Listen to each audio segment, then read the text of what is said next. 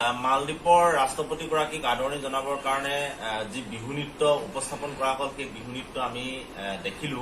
আৰু সম্পূৰ্ণ আচলতে বিকৃত ৰূপত যিবিলাক তাৰ ভংগীমা যিবিলাক নাচৰ ভাঙোন এই আটাইবিলাকে আচলতে আমাৰ সংস্কৃতিক উপলঙা কৰা আমাৰ পৰিলক্ষিত হৈছে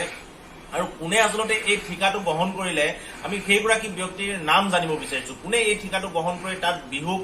ৰাস্তাত বিকৃত ৰূপত এগৰাকী বহিৰাষ্ট্ৰৰ ৰাষ্ট্ৰপতিৰ আগত প্ৰদৰ্শন কৰিলে সেই কথাটো আমি জানিব বিচাৰিছো আৰু সেইগৰাকী ব্যক্তিৰ ওপৰত কঠোৰৰ পৰা কঠোৰ শাস্তি প্ৰদান কৰিব লাগে এইটো প্ৰথমবাৰৰ কাৰণে হোৱা ঘটনা নহয় আগতো এনেকুৱা বহু ঘটনা সংঘটিত হৈছে বিদেশৰ পৰা যেতিয়া অতিথিসকল আহে তেতিয়া বিভিন্ন সংস্কৃতি যেতিয়া প্ৰদৰ্শন কৰা হয় আমি প্ৰায়ে দেখিবলৈ পাওঁ অসমৰ বিহুটোক সদায় আচলতে বিকৃত ৰূপত তাৰ ভংগীমা বা বিহুটোক উপস্থাপন কৰা হয় আৰু ইয়াৰ জৰিয়তে আমাৰ